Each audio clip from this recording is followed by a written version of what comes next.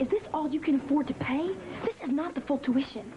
Wileen, I can't pay for your schooling and keep you in this glamorous lower middle-class lifestyle to which you've become accustomed. So what if she's not willing to accept your little payment plan? She'll accept. It's Leslie. I happen to know she likes me more than just a friend. Yeah, right. How do you know she likes you more than just a friend? Because Leslie's best friend with Professor Zoll's secretary, Debbie, and Debbie told Nurse Joyce, who told Tasha that Leslie likes me more than just a friend. Are you sure this is your life and not Saturday's episode of Saved by the Bell? Hey, that show had a message. Hi, Leslie. Hi, Boyd. Listen, Leslie, I'm a little strapped right now, so I was wondering, can I pay off Wileen's tuition over the next couple of months? Well, I'm not supposed to do this, but I'll do it for you, Boyd. Thanks, Leslie. You're a good friend. Maybe a little more.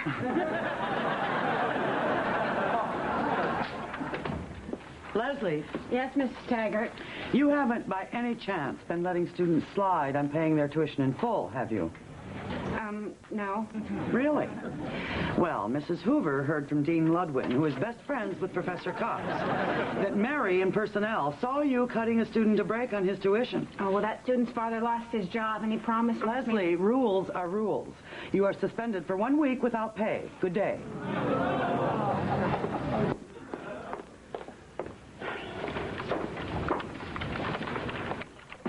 I'd love a window seat, please, and I'm going to need the kosher meal.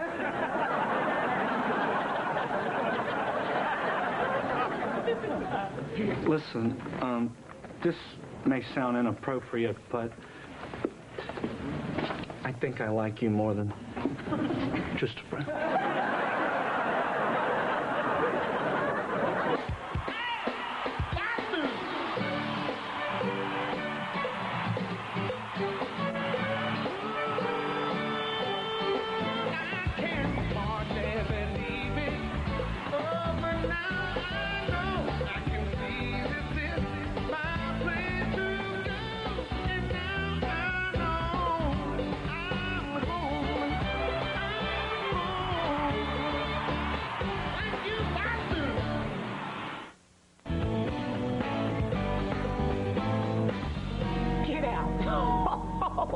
Get out!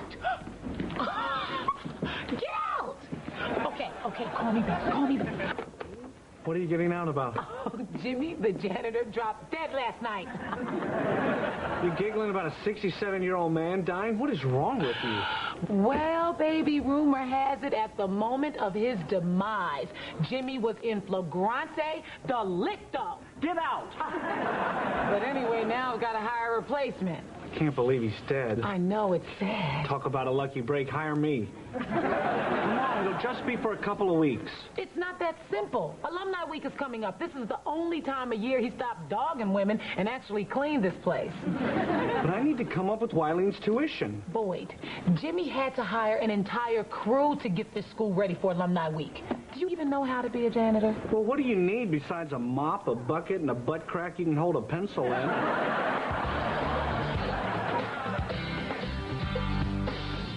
Work for you as a janitor? No way. I may have sunk pretty low since I got fired, selling my blood and my other things. Oh, I'm sorry. I thought you wanted to meet women. What? Well, the guy who previously had this job was a babe magnet. How do you explain that? I love a man in a uniform. So, I'll get women if I wear this. Do you really believe that? Leonard, I'm not going to lie to you. Yes, I do. You're a piece of work, you know that?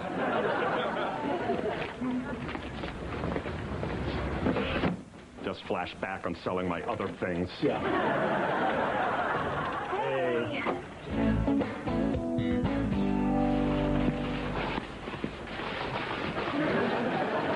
Leonard, what are you still doing here? You're supposed to be cleaning Professor Zoll's office. They keep tracking over my wet floor. I swab, they track. I swab, they track.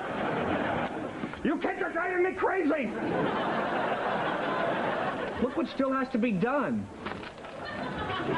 disinfect Coach Elenoff's chair? Don't ask. Did I remember to tell you how great you were last night? Oh, Jack. God, you were amazing. Oh, sweetie. I was happy to type that paper. I'll see you later. Okay, bye. Huh. Boyd Pritchett in a janitor's uniform. Now, what is wrong with this picture?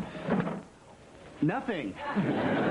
Jack, I'm not going to stand here and trade insults with you. I'm very busy, and I'm a little too mature for that. So I'll just advise you that this side of the floor is slippery, so please exit that way.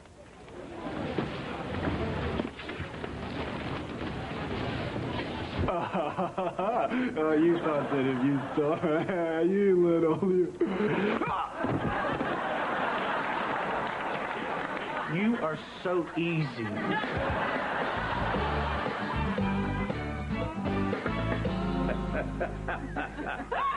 Oh, Professor Weaver, we're so sorry to see you go.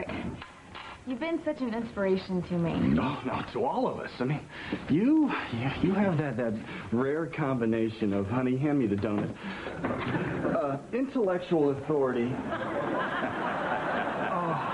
combined with the gentle spirit. My late wife, Gwen, deserves all the credit for my disposition. She had a graciousness about her, the likes of which I shan't see again. Sorry for interrupting. Joy, I'm about to turn in the essay that we were talking about. Could you just take a quick glance at it? Oh, sure, Stacy. Would you excuse me for a moment?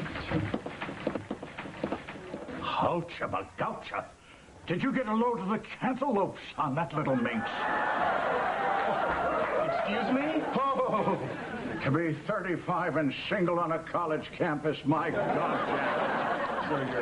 You're joking, of course. Like hell I am. If I hadn't had Gwen barking up my backside all those years, I would have cut a swath through here that would have made Jack Kennedy blush.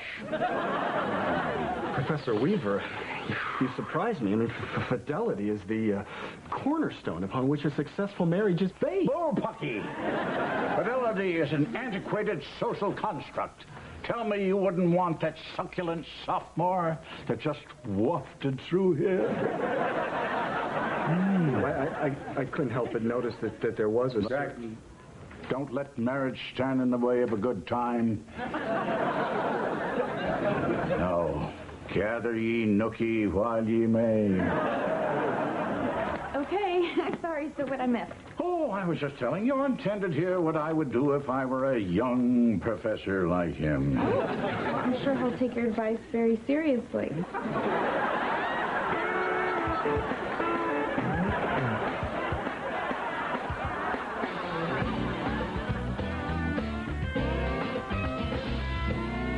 Hello, Miss Taggart.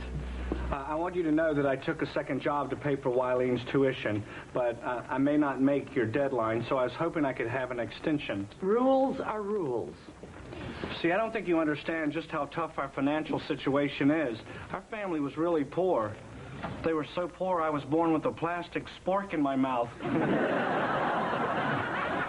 But seriously, Mrs. Taggart, when I say poor, I mean poor.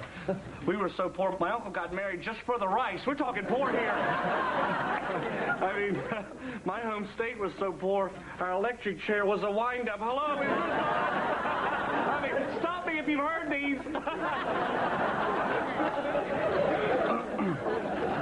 Mrs. Taggart, you don't find me the least bit adorable, do you?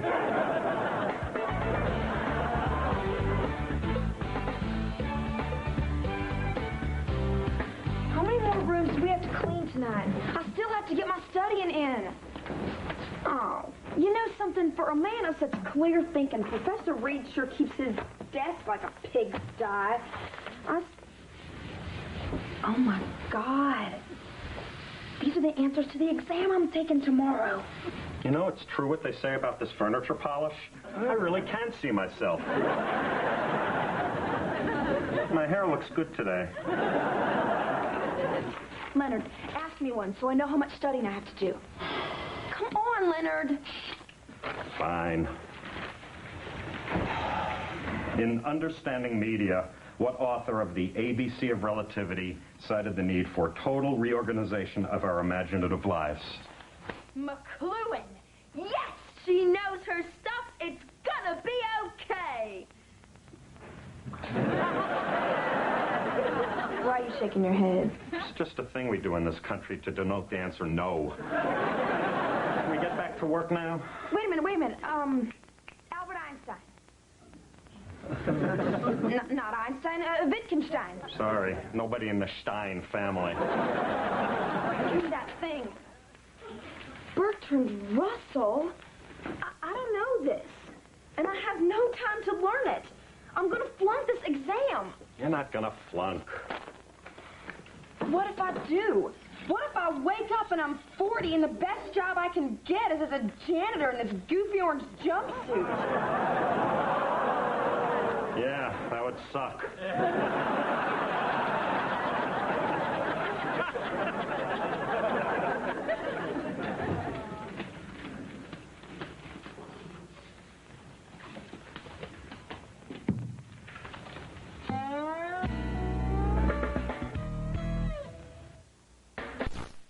Say.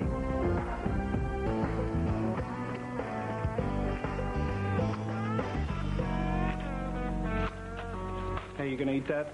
Sorry, Chester, time is money. Hey, Mr. Tidy Bowl, I hate to do this to you, but you're going to have to do your real job for about an hour. Tasha, I can. I'm still way short on Wiling's tuition. Boyd, you've got to learn how to save your money. You see, I'm like the good little squirrel who stores her nuts for a rainy day. You, on the other hand, are the bad squirrel. I know. You have no nuts. I know. Now, I'll be back in 5 minutes. Cover me until then. Thanks.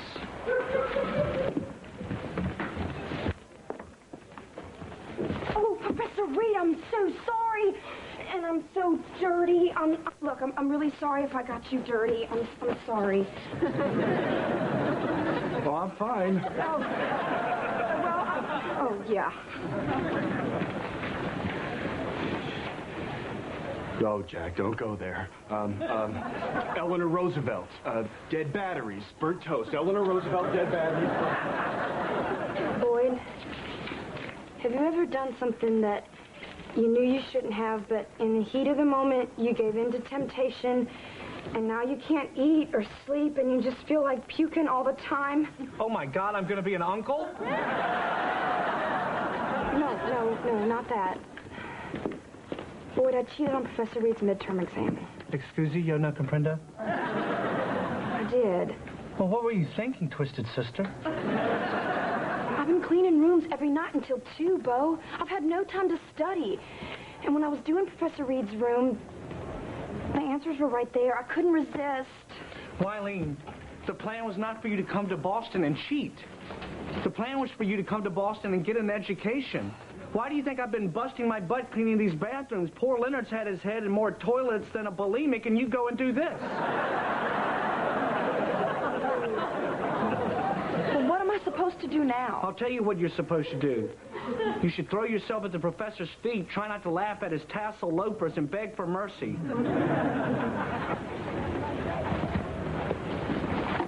Believe that. Hey, Chico, where's the man? Says the young lady whose blood's bluer than this Windex. Where's the jumpsuit? Oh, I had to take on a second job to pay for Wileen's tuition. And it's not a jumpsuit. I like to think of it as a smart slack ensemble. You were such a good guy, Boyd Pritchett. But is there anything I can do to help? When you're finished here, you can just return the chair to Coach Elenoff's office. Okay.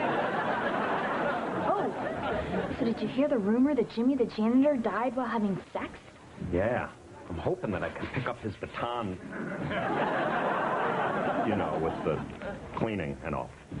I gotta go. Hello, Joy, dear. Oh, hello, Professor Weaver. Just doing a little cleaning, helping out a friend. Wonderful. Sometimes the most satisfying thing in the world can be a simple act of manual labor. The experience is direct. The results are tangible. Oh, hello, Tasha. I'm on to you, you horny old dog. Look at the time. Hola. No. I'd like to tell you a little story about a girl. Let's just call her Eileen. Eileen was the very first person in her family to go away to college. Unfortunately, she was $200 short on her tuition fee, but thanks to the kindness of a very, very, very lovely lady in the registrar's office. No. Hold all comments to the end of the story, please.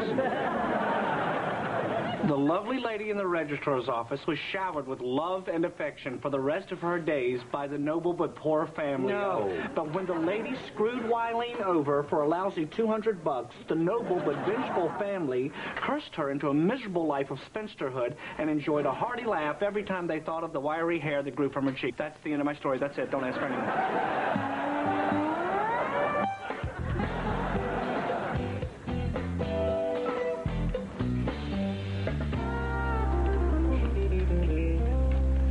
Professor Reed? Oh, Miss Pritchett, I was just thinking about your a midterm. Excellent work. Thanks. Professor, I have to talk to you about something. Sure. What's on your mind? Well, Professor, since I've started typing... Oh, my God. I'll take care of that for you.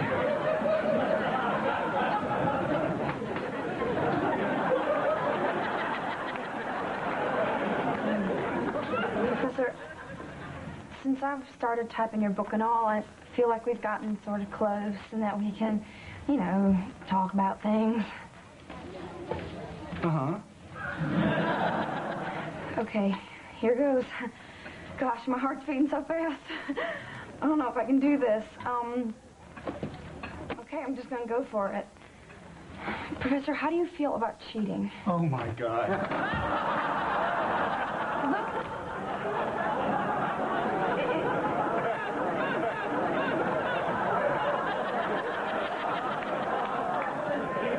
You don't want to talk about it this No. I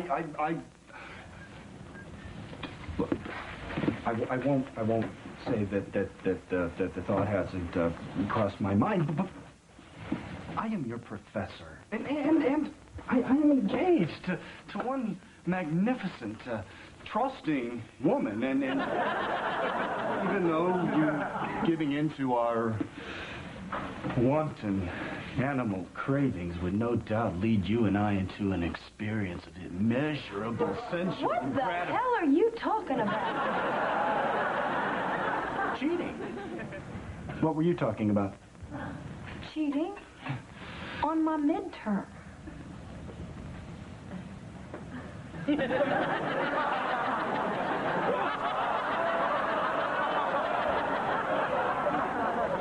Oh.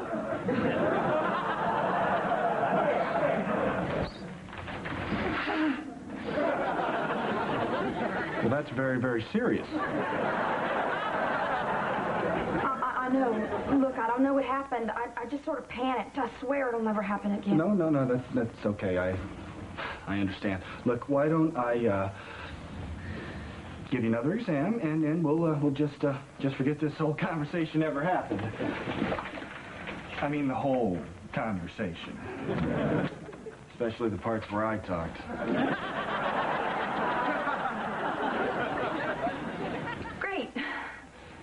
Great. Well, see you tomorrow. Okay. Okay. Woo!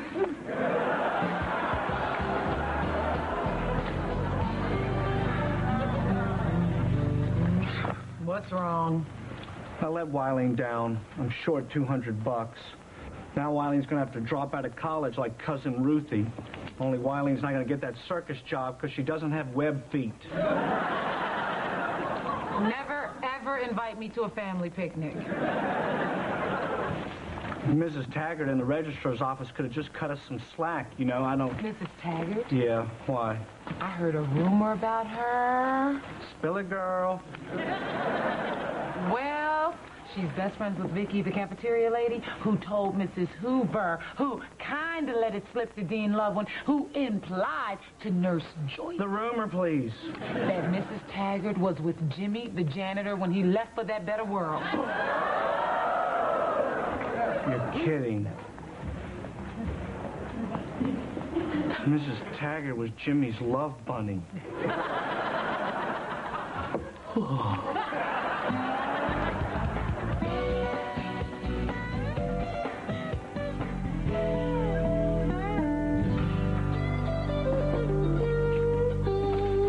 Hello, Mrs. Taggart. No. You know, Mrs. Taggart, you're awfully fond of that word. Too bad you didn't use it with Jimmy.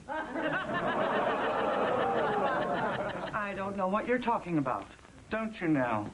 Well, maybe this will jog your memory. Look at it, because Jimmy will never plunge again. Leave me alone. Do you remember these, Mrs. Taggart? I loved him. I'm sure your husband would be interested to know that. You wouldn't. Well, you said it yourself. Rules are rules, e.g., thou shalt not commit adultery. You want that $200 knocked off your sister's tuition, don't you? No, I just want an extension till I can pay for it. You see, Mrs. Taggart, unlike you, I don't believe in breaking the rules, just bending them. But then again, I'm sure you learned all about bending from Jimmy!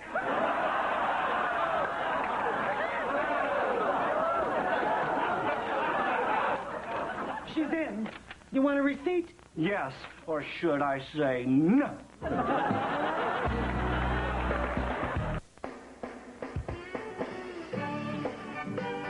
Primetime comedy soars all morning long. Wings is coming up next. Part of USAM. Primetime comedy in the morning on USA Network.